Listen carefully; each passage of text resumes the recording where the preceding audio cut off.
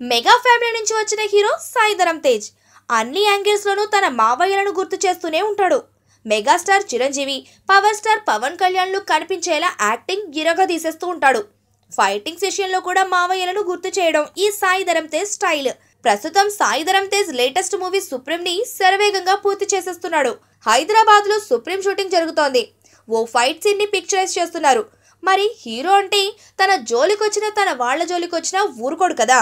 అలాగే ఊరు చివర ఉన్న అనాథాశ్రమం దగ్గర ఏదో గొడవ చేస్తున్నాడు విలన్. అంతే, మన తేజుకి తెగ కోపం వచ్చేసింది. చకచక ఆ ప్లేస్ కి తన టాక్సీలో దూసుకొచ్చేసి విలన్ను గిరగదీసేశాడు. ఇది ప్రస్తుతం సుప్రీం సినిమాకి సంబంధించి చిత్రీకరించిన ఫైట్ సీన్. వెంకట్ మాస్టర్ ఈ ఫైట్ ను డిజైన్ చేయగా సాయి ధరమ్ తేజ్, రవికిషన్ పై ఈ సీన్స్ పిక్చరైజేషన్ జరుగుతోంది.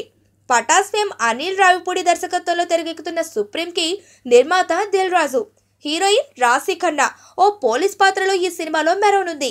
ఇక mega supreme star Sai Dharam Tej taxi driver గా కనిపిస్తూ సందడి చేయనున్నాడు.